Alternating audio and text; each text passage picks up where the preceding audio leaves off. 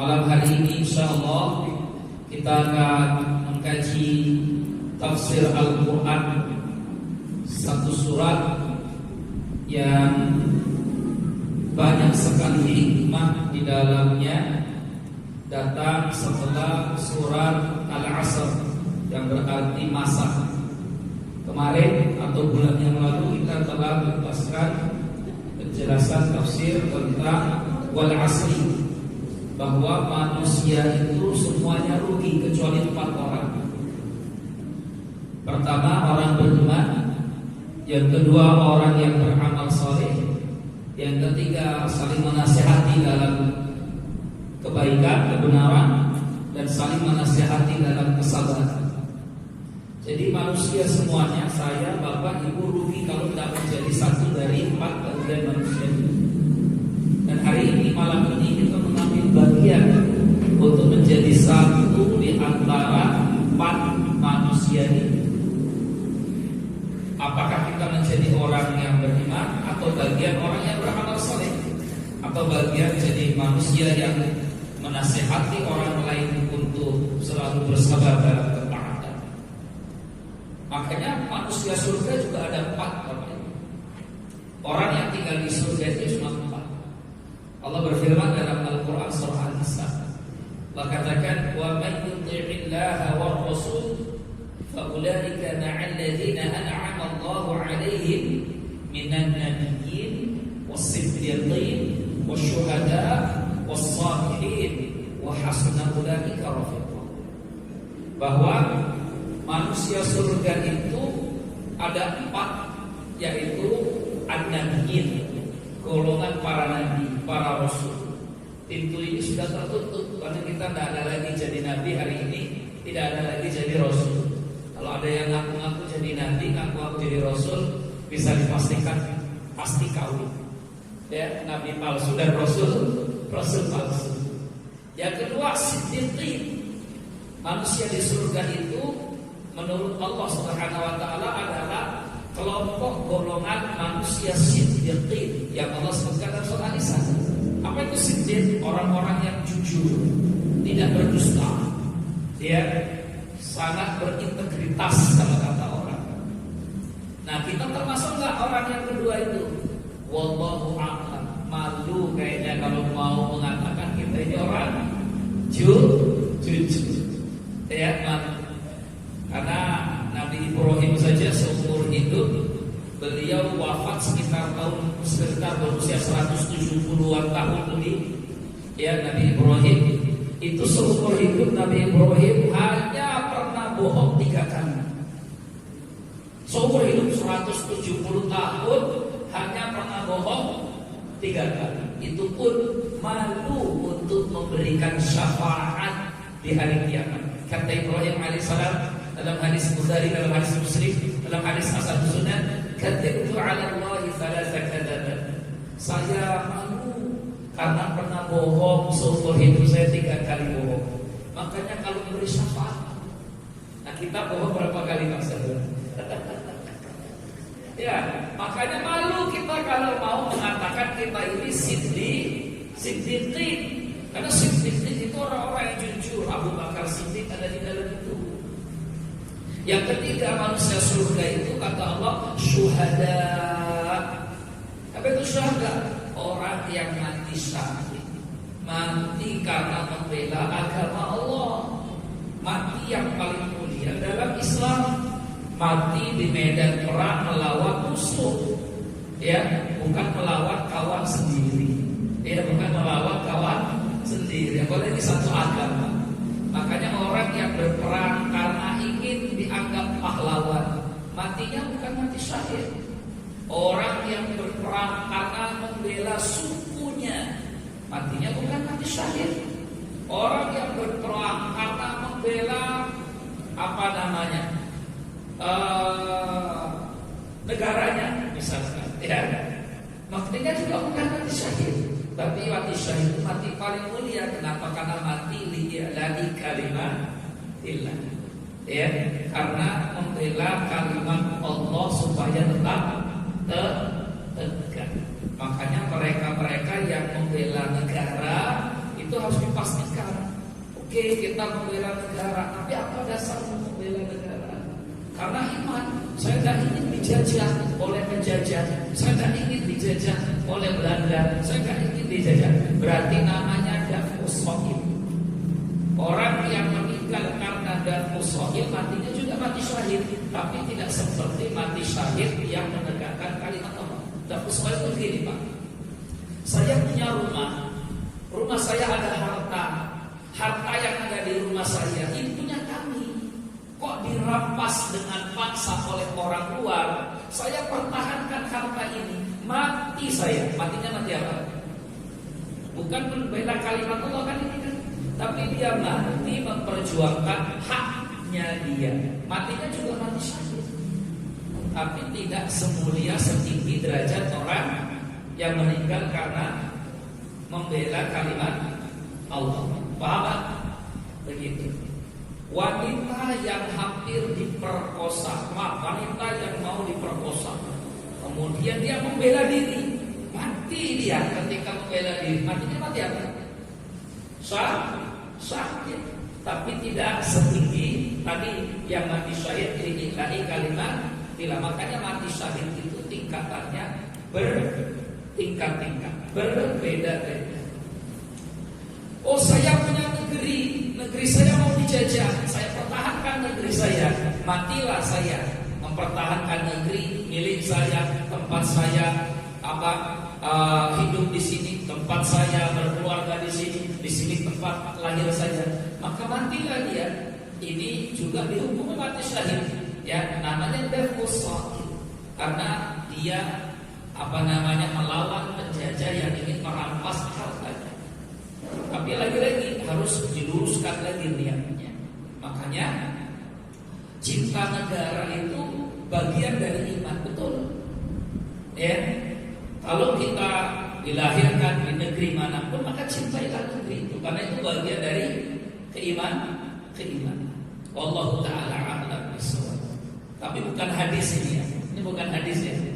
Rasulullah bersabda cinta negara bagian dari iman. Ya, itu bukan, itu hadis palsu. Sepalsu-palsunya hadis yang ini. Ya, karena tidak ada asal usulnya. Kalau kita katakan Rasulullah bersabda cinta negara bagian dari iman, tidak benar, karena Rasulullah tidak pernah bersabda begitu.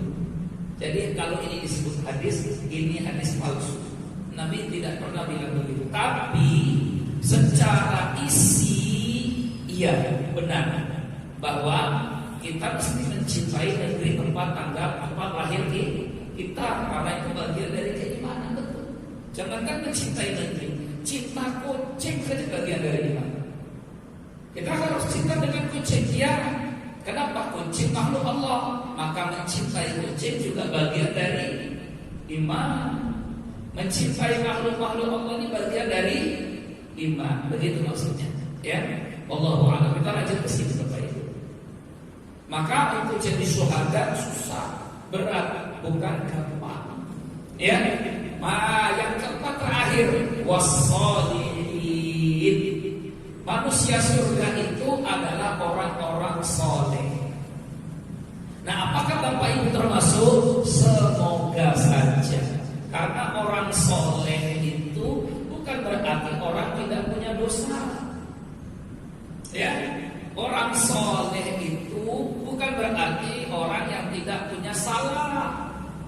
Orang soleh mungkin saja dia berdosa. Orang soleh mungkin saja dia punya salah.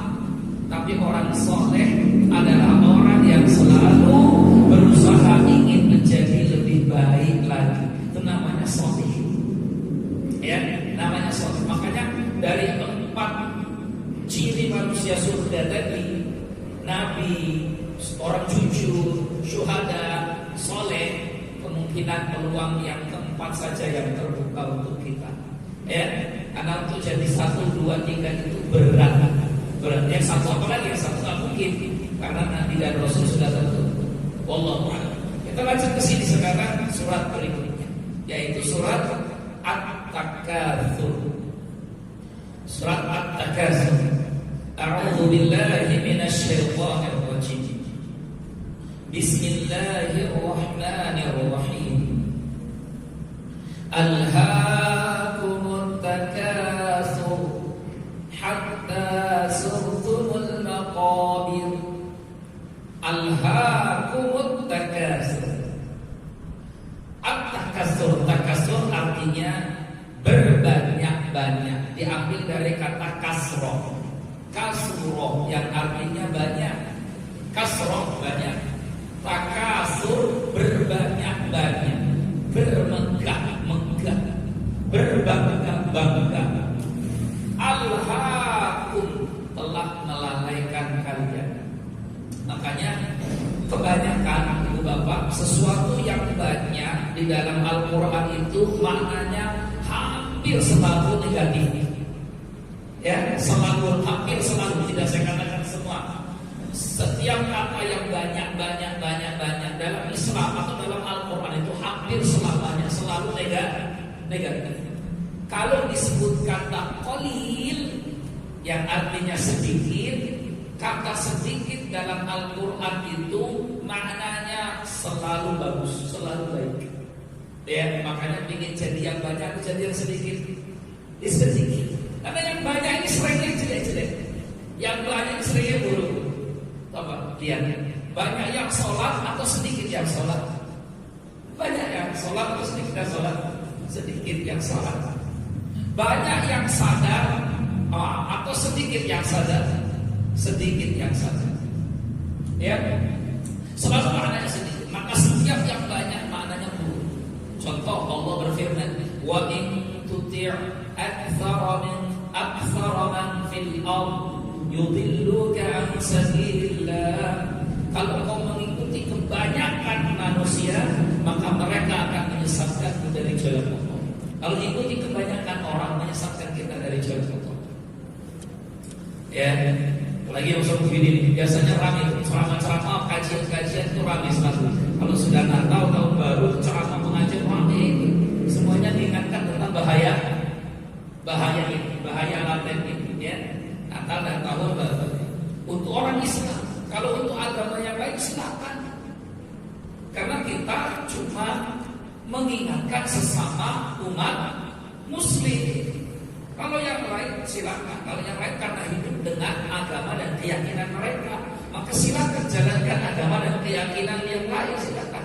Tapi kita sesama Muslim harus diingatkan, karena dalam agama kita ya, ada aturan-aturan. Kita ini bukan agama bebas yang tidak ada aturan. Justru karena kita ini agama yang banyak aturan, maka disebut dengan din. Maliki yaumiddin. Apa itu din? Hukum, aturan yang mengikat. Maka orang kalau sudah masuk Islam berarti dia punya din. Apa itu din? Din, aturan-aturan, hukum-hukum yang mengikat dalam agama Islam. Maka disebut din. Ya, kalau nggak ada aturan, nggak ada hukum yang mengikat, maka tidak dinamakan dinul Islam.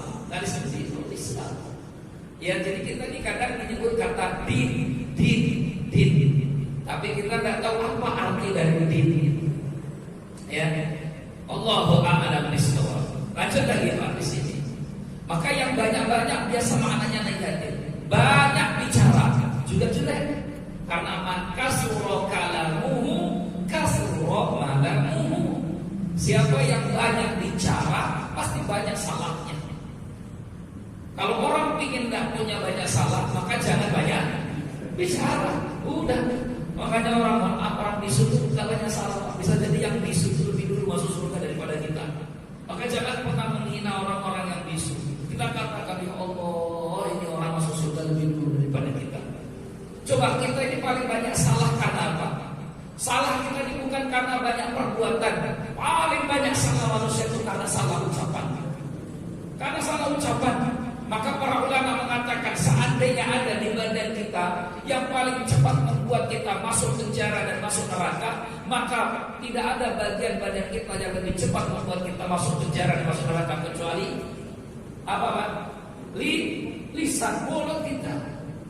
Mulut kita. Makanya bahaya. Itulah. Kemarin kan rapi itu hukum mengucapkan selamat Natal. Mulut kan mengucapkan rapi. Kalau dulu kan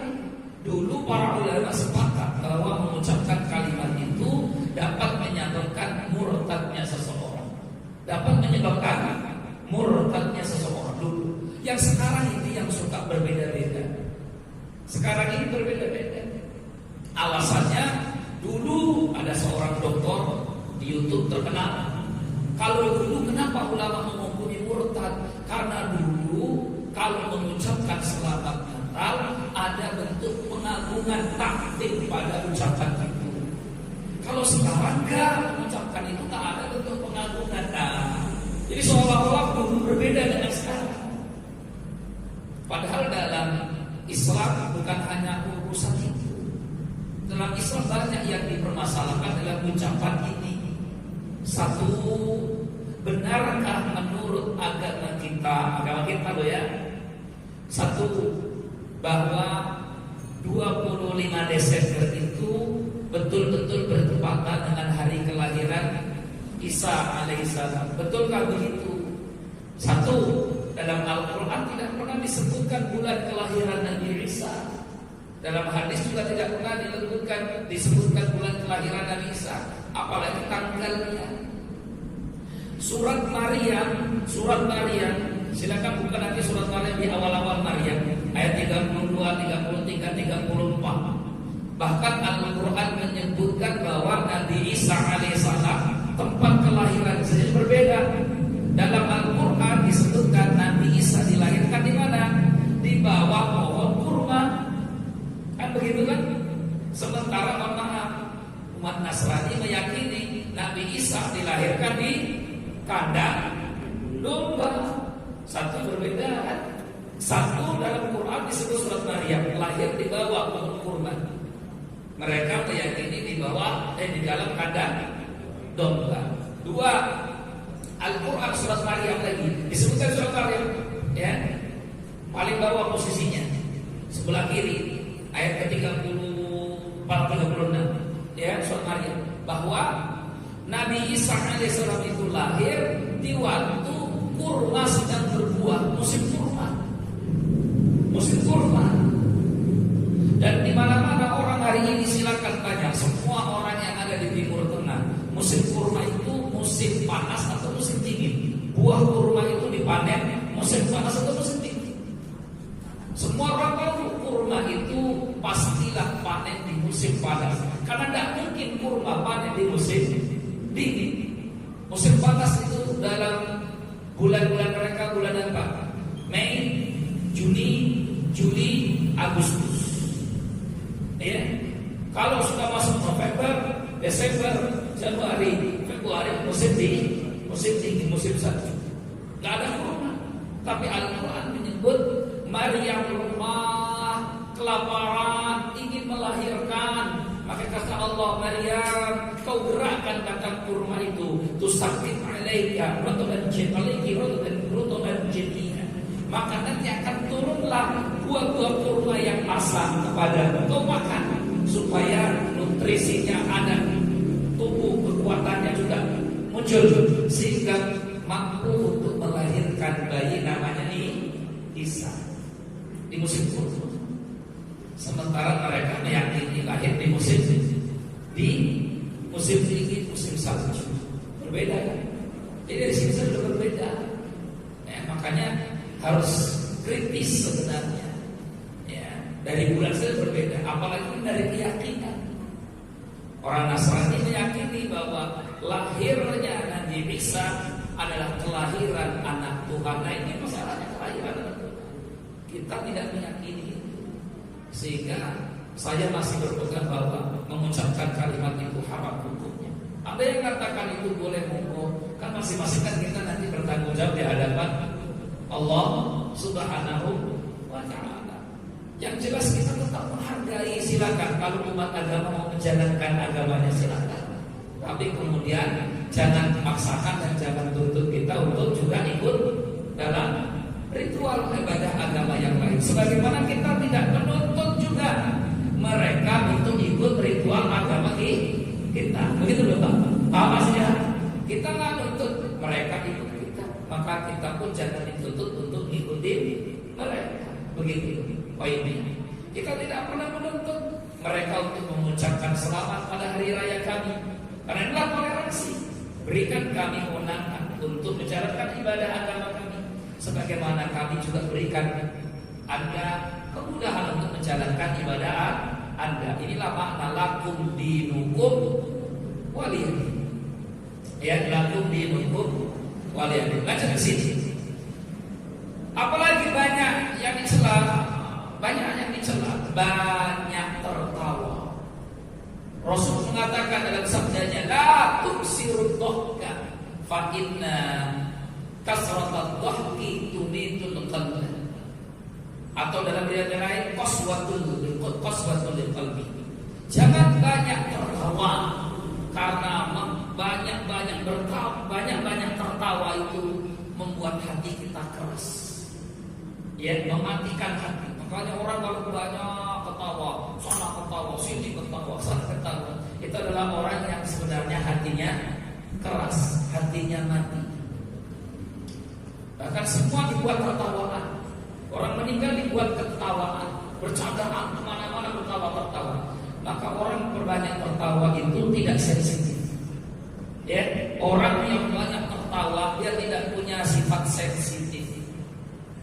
Justru Rasulullah lebih banyak tertawa, lebih banyak menangis. Ya masalah itu kadang, mohon maaf, kita ini tertawa setiap hari tapi jarang menangis. Atau mungkin bisa jadi tidak pernah menangis. Padahal Rasulullah katakan ainani lan tamassuhun nar. Ada dua air mata yang tidak mungkin terbakar api neraka. Ainun bakat min khasyatillah.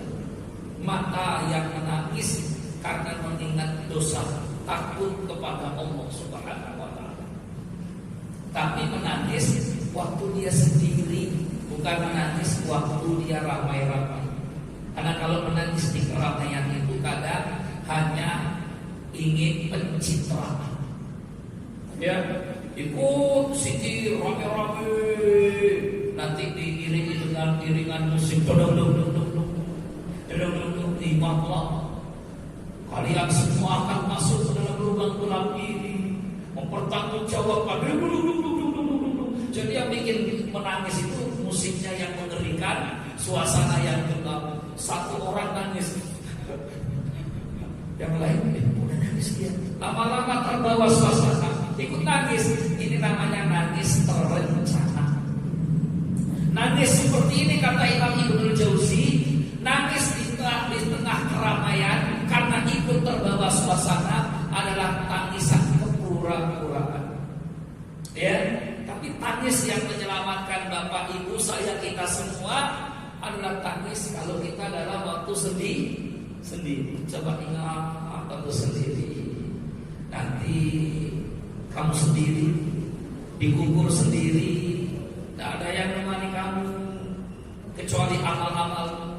Pelama coba bangkit lagi dari kubur, tidak tahu kamu dapat rapot dari kanan ke atau kiri, itu ingat semua.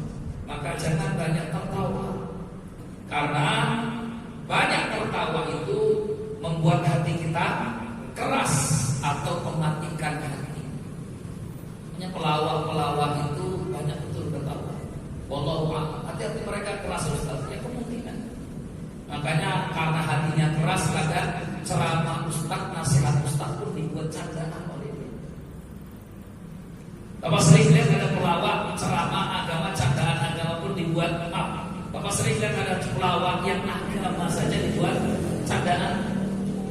Banyak halal haram dibuat candaan, surga neraka dibuat candaan, azab kubur dibuat candaan. Ya Allah, tidak ada orang yang melakukan seperti itu kecuali karena hatinya keras. Oh, orang kan yang mendengar ketawa Ustaz, yang ketawa juga sama-sama hatinya keras. Malaikat mungkar nakir dalam kubur yang mengerikan dibuat candaan. Itu tidak ada yang melakukan begitu kecuali mereka orang yang hatinya keras. Hatinya keras. Harusnya hal-hal yang seperti itu, surga, neraka, azab, siksa, ya, adalah sesuatu yang sakral, sesuatu yang suci. Tidak boleh dibuat canda.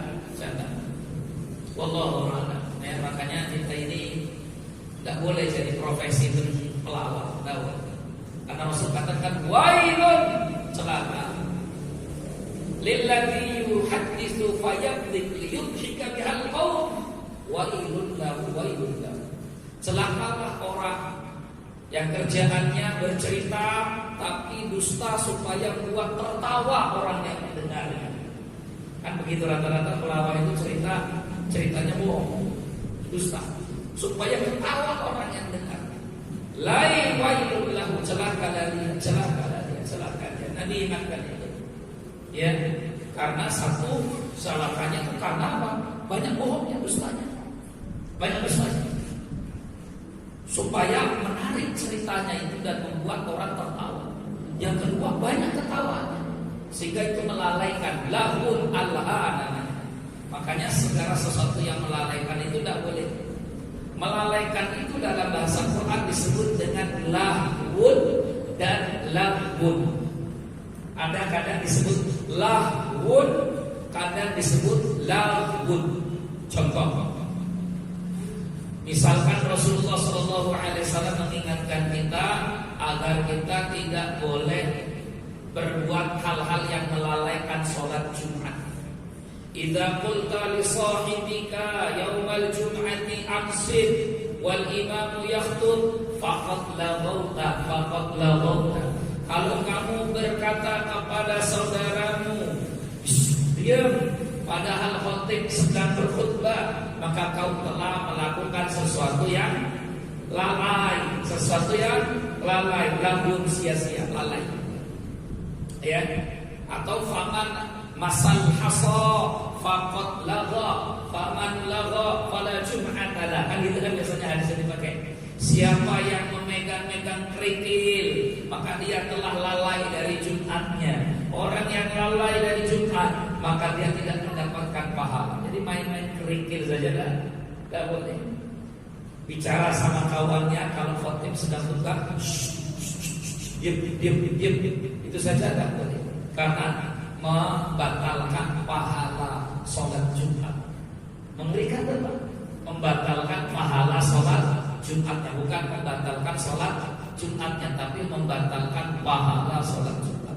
Tapi repot Ustaz, biarkan khatib yang menegur. Khatibnya nggak menegur Ustaz, salah khatibnya ketika menegur. Ya, karena khatib harus menegur kalau ada keributan. Haknya khatib yang berkhutbah itu. Ini arti dari lahun dan lahun, artinya sama. Alhaakumut takatsur, bermegah-megahan minal amwal wal aulad, harta dan anak keturunan telah melalaikan kalian. Jadi orang itu berbangga-bangga, bermegah-megah biasanya satu karena harta, dua karena anak keturunan. Ya, terah itu yang suka buat lalai. Kalau harta jelas, orang kalau harta banyak suka lalai. Kenapa? Karena mencarinya pasti tidak lihat waktu. Orang kalau hartanya banyak kadang tidak tahu malam, tidak tahu siang, tidak tahu waktu sholat. Ya ada yang tahu waktu sholat, alhamdulillah. Kalau yang tahu sholat, tahu kewajiban, tapi tetap mencari rezeki, itu alhamdulillah. Tapi tidak banyak seperti itu. Makanya orang yang seperti ini dipuji oleh Allah dalam surat An-Nur. Ada orang yang fokus bekerja tapi juga tidak lalai dari ibadah. Itu Allah muliakan di surat An-Nur. Allah sebutkan dalam surat An-Nur, Allah katakan begini. Ya, rijalun la tulhihim tijaratun wala bai'un an dzikrillah wa iqamis shalah wa ita'iz zakah. Mereka para sahabat adalah orang yang banyak berdagang di pasar.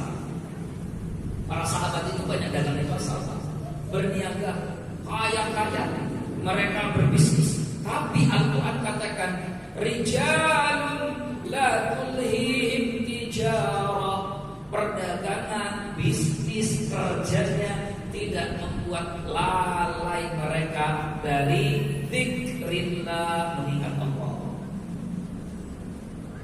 Kalau sudah azan, Allahu Akbar, Allahu Akbar. Mohon maaf, toko kami tutup dulu.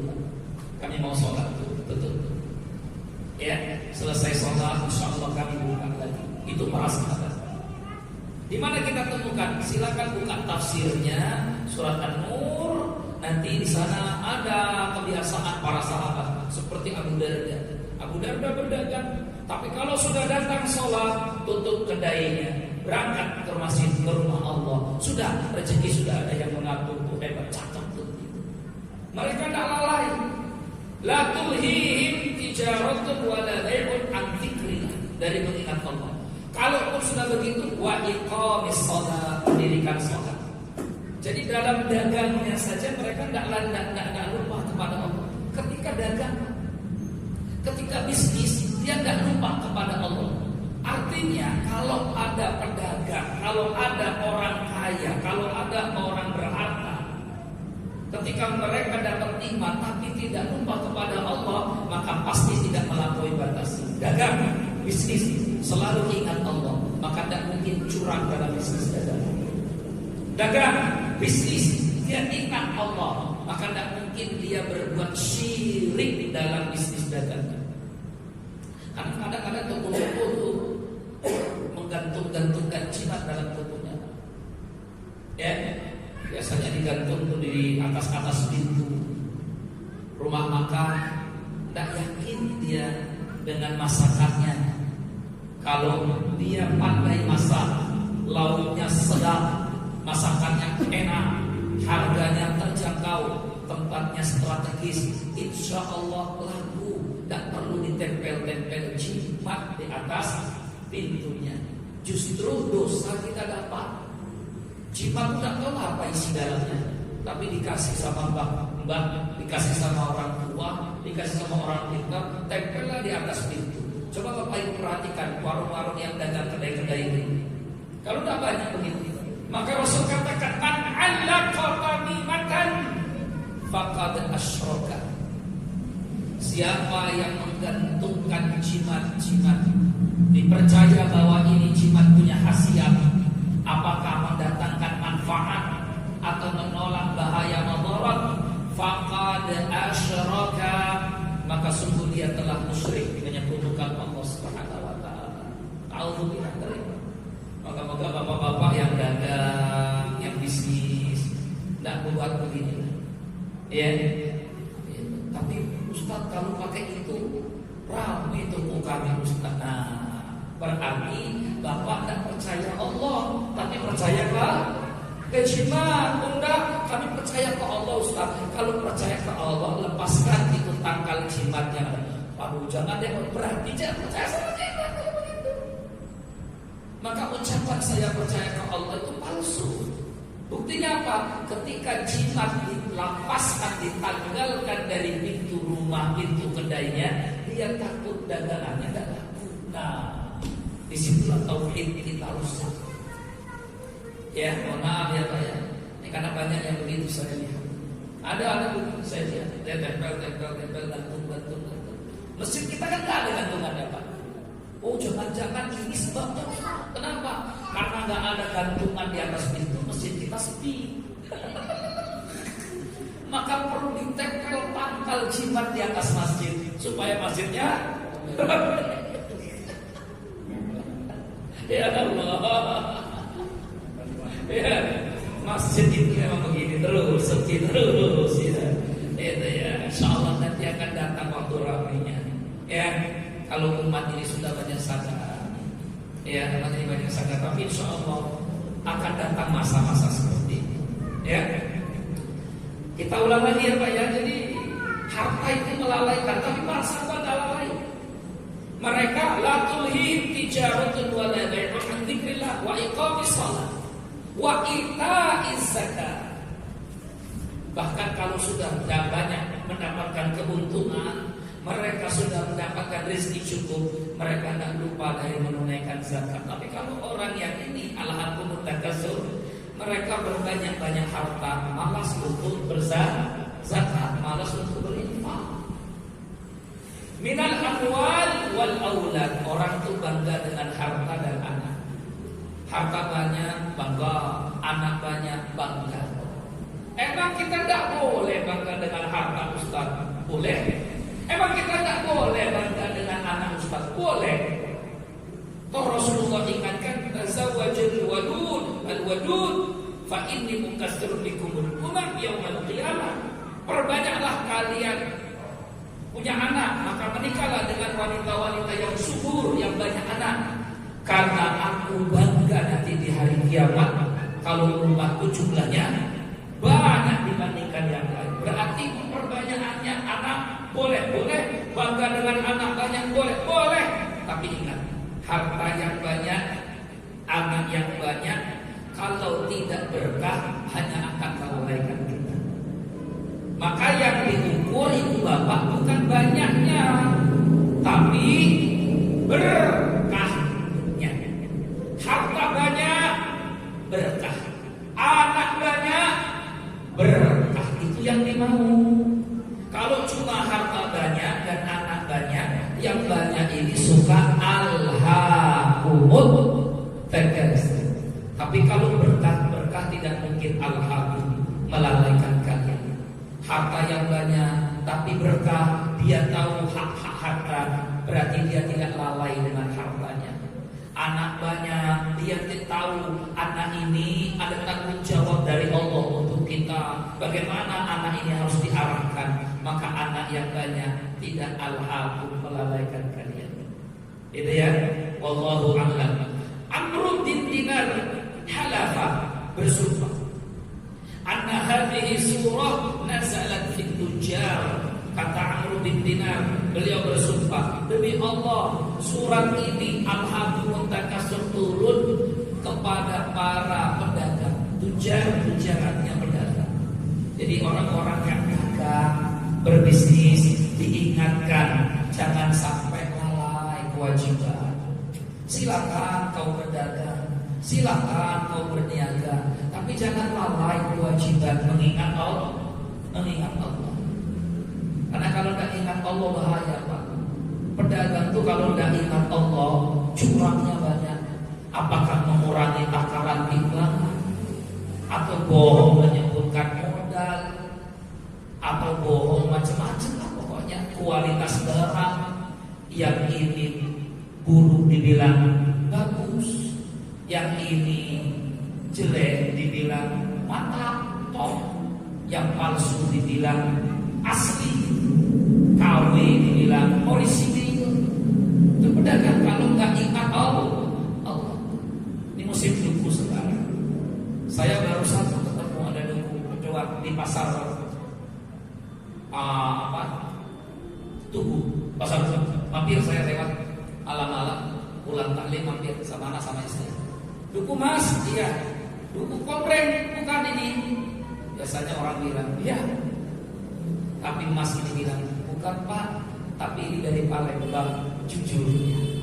Karena biasanya orang, duku kompreng, iya. Kompreng apa? Komprong. Asal dalamnya kacau, tapi ini jujur. Ada lagi saya tanya, kompreng bukan? Iya, tapi isinya bukan kompreng, karena bijinya gede-gede. Ya, bijinya gede-gede, itu bukan kompreng. Tapi sulit mencari pedagang yang jujur. Ya, sulit cari pedagang yang jujur. Wallahu ta'ala a'lam. Hatta zurtumul maqabir. Hati-hati. Hati-hati kalau sampai mati kalian berjumpa dengan kubur, masih juga lalai dengan harta dan anak. Hati-hati. Na'udzubillah ya Allah. Ya. Moga-moga Allah cabut itu selera kita terhadap dunia di masa-masa kita harus mempersiapkan amal akhirat. Moga-moga. Apa? Ya, saya ketemu dengan seseorang usianya hampir 50 tahun. Dia bilang sama saya Ustaz, alhamdulillah Allah sepertinya sudah hilangkan itu keinginan dari hati saya untuk mengejar dunia. Masya Allah. Ya, sudah tak terlalu lagi lah moyo-moyo kayak dulu. Padahal umurnya belum sampai 50 tahun. Di saat ada orang yang besok sudah mau pensiun, giginya sudah mulai ambruk banyak, masih sibuk ngejar dunia, sholat pun gak dipikir, ibadah pun gak dipikir. Ini kebalik Pak. Padahal orang yang sadar umur 50 tahun itu sebenarnya terlambat. Ya, Bapak kalau baru sadar umur 50 tahun itu sebenarnya terlambat. Karena kalau kita kembali kepada Al-Quran Ibu Bapak, kita harusnya sadar dalam surat Al-Ahqaf umur berapa? Umur berapa kita sadar? 40 tahun. Harusnya 40 tahun. Itu seumurnya masih berapa? Masih 30. 36. 36. Ya, seumuran sudah kita. Hampir-hampir kan berarti kan itu ya. Harusnya sih idealnya 40 tahun kita sadar. Hatta idza balagha ashuddahu wa balagha umruhu 40 sanatan qala rabbi awzi'ni an ashkura ni'mataka allati an'amta 'alayya wa 'ala walidayya wa an a'mala shalihan. Hingga apabila dia telah dewasa mencapai usia 40 tahun, matangnya orang 40 tahun. Harusnya sih sadarnya umur 40 tahun. Tapi kan kadang kita terlambat sadarnya. Ya, bapak-bapak rata-rata mulai dekat dengan masjid umur berapa? 55 ya Pak Ustaz. Sebelum umur 55 di mana? Ya sholat sih Ustaz, tapi kadang masih bolong-bolong juga. Ya. Sholat sih Ustaz, tapi kadang ya di masjid itu Jumatan saja lah. Kan di rumah juga sah, kan gitu ya. Tapi kalau sudah di atas 60 sudah mulai keliling. Saya perhatikan begitu. Saya perhatikan jamaah-jamaah di masjid-masjid itu rata-rata mereka itu sudah mulai tertarik di usia 50-an ke atas. Sudah mulai tertarik datang ke masjid. Mulai betah dulu di masjid. Tapi dulu waktu muda-muda susah mau ditarik ke masjid juga susah. Saya lihat begitu. Ya, Allah Bapak yang tengah. Oh ya, mulai ke masjid umur berapa? Umur 35 sudah di sini belum? Di mana? 60-an baru ke masjid. Alhamdulillah artinya nggak nunggu di kafan di sini. Karena ada orang ke masjid kalau sudah di kafan itu pun dia ini di depannya imam. Ada orang baru ke masjid kalau sudah di kafan. Alhamdulillah. Ya, artinya memang kita lihat banyak orang itu baru diberikan kesadaran akhirat itu rata-rata di atas umur 50. Padahal idealnya kita itu tidak lalai kalau sudah umur 40 tahun. Kalau sampai hatta zurtumul maqabir, Allah ya karim. Sampai mati pun kita lalai hingga kau menemui kuburanmu, al-maqabir kuburanmu. Na'udzubillah, berarti sudah tidak ada lagi yang bisa kita siapkan. Ya, padahal orang kalau sudah ke kuburan itu kata Nabi, yad'ul mayyita salasatun. Ada 3 hal yang mengikuti mayit ke kuburan. Yarji'u isnani wa yabqa wahidun.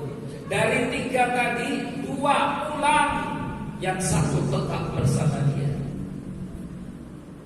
Yad'u ahluhu wa maluhu wa 'amaluhu. Dia diikuti mayit sampai ke kuburan oleh keluarganya, hartanya dan amal perbuatannya.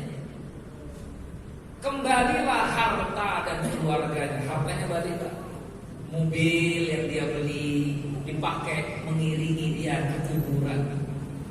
Sepeda motor yang dia beli dipakai mengiringi dia ke kuburan. Hartanya ngikut. Keluarganya pun isak tangis, anak istri di belakang mengiringi jenazahnya, nangis. Waktu dimasukkan ke liang kubur, nangis. Tapi cinta iya, tapi tidak mau tinggal bersama. Ditinggalkanlah bapak sendiri. Ternyata yang menemani siapa? Amalnya. Apakah amalnya sholat 5 waktu, atau amalnya membaca Quran, atau amalnya puasa Ramadan, atau amalnya haji dan umrah, atau puasa sunnahnya, atau amal sedekahnya, atau amal berbuat baiknya, atau pernah menolong janda dan anak yatim, atau pernah membangun jalan, atau pernah membangun masjid, atau amal-amal yang lain. Itu yang menemani. Atau yang lain, judi dia pernah lakukan, iya, togel dia pernah pasang, atau amal ngadu ayam yang dia pernah lakukan, atau ngadu judi merpati yang dia pernah lakukan, atau kemudian amal-amal berdusta dengan orang lain, durhaka kepada orang tuanya, itulah yang menemani dia. Dan menemani dia. Kalau baik amal yang menemani kita dalam kubur, alhamdulillah. Buruk perbuatan yang menemani kita dalam kubur, na'udzubillah. Ya, wallahu a'lam bishawab. Maka di sini dikatakan lam ya'ti fi tanzil dzikrul maqabir illa fi hadis. Di dalam Al-Qur'an tidak disebutkan kata maqabir yang artinya kuburan kecuali hanya di surat ini. Maka surat ini juga biasa disebut dengan surat Al-Maqabir. Maqabir artinya kuburan. Karena Al-Quran katakan hatta zurtumul maqabir, kuburan. Ya. Yaqulu ibnu Adam, manusia seringkali berkata, mali, inilah harta saya, ini harta saya, ini bedeng saya, ini kontrakan saya, ini mobil kendaraan saya, ini tanah kebun saya. Itu manusia suka bilang begitu. Ya, biasa. Ya, kan Bapak pernah ngomong itu, saya juga pernah bilang begitu kan. Jalan kita sama kawan-kawan, saya ada lo kebun di sana. Oh ya, berapa Pak? Ya nggak banyak, Pak, setengah hektar. Ya, saya juga punya lo kontrakan di sana. Berapa pintu? Nggak banyak lah, 10-20 pintu sudah. Itu manusiawi. Sering manusia bilang begitu. Manusiawi, nggak salah. Dan Rasul mengingatkan kita, itulah manusia. Manusia itu seringnya mengatakan, ini loh harta saya, bangga-banggakan harta. Ya, supaya mungkin yang mendengar memuji dia, atau yang mendengar terinspirasi, ingin mencontoh meniru dia. Kok bisa sih Pak Haji bisa punya kontrakan banyak begini? Saya belum merantau sebatang kara ke Lampung, tapi saya punya cita-cita, saya harus sukses. Maka saya menghemat sejak muda. Ada gaji saya simpan, ada uang saya simpan. Saya tidak suka foya-foya. Sedikit demi sedikit saya tempelkan ke tanah, sedikit demi sedikit saya bangunkan kontrakan. Itulah cara saya kenapa punya begini. Memotivasi yang lain. Tidak apa-apa. Manusiawi kok. Orang manusiawi kalau berkata ini harta saya, ini punya saya, manusiawi. Tapi lihat, wahallaka ya bna Adam. Hai anak Adam manusia, tahukah kau hartamu itu sebenarnya ma'akalta fa'afnain, apa yang sudah kau makan. Yang belum kau makan belum hartamu. Kalau sudah masuk ke sini, ibu bapak, inilah punya kita. Yang belum masuk ke sini itu bukan punya kita. Fa'afnain, itu pun yang kau makan akan keluar jadi kotoran. Aula bisma fa'ablain, yang menjadi hartamu adalah yang kau kenakan, yang kau pakai. Maka yang dipakai Pak Haji ini, inilah harta Pak Haji. Tapi baju yang dibeli Pak Haji belum terpakai, bukan punya Pak Haji. Karena belum bisa jadi kita tidak punya kesempatan memakai baju baru begitu. Ya, ada uang Ustaz, oke uang. Punya Bapak belum tentu. Yang Bapak pakai itulah yang punya Bapak. Yang Bapak simpan belum tentu punya kita. Bisa jadi mati kita tidak menikmati spesial harta yang kita simpan. Ya, au tasaddaqta fa'amdain, atau yang kau sedekahkan, maka yang kau sedekahkan itulah yang sebenar-benarnya harta.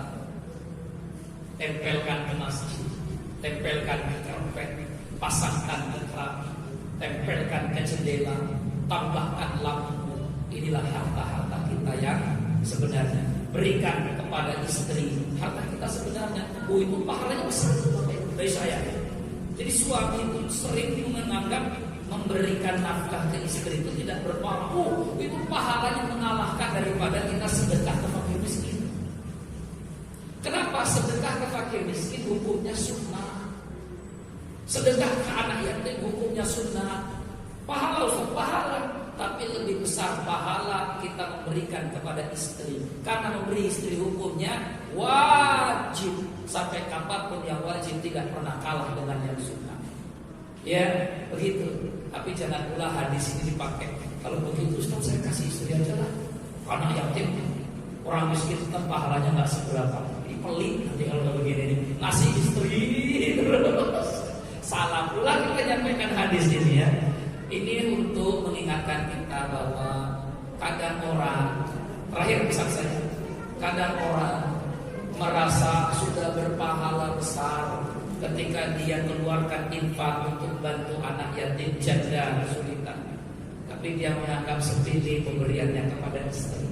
Padahal pemberian kita kepada istri dan anak pahalanya jauh lebih besar daripada infak sedekah kepada anak yatim dan janda. Wallahu a'lam bis-shawab. Subhanallahi wa bihamdika, asyhadu an la ilaha illa anta, astaghfiruka wa atubu ilaik. Insyaallah kita akan lanjutkan pada sesi berikutnya. Kurang lebihnya mohon maaf. Pada Allah Subhanahu wa taala mohon ampun. Assalamualaikum warahmatullahi wabarakatuh.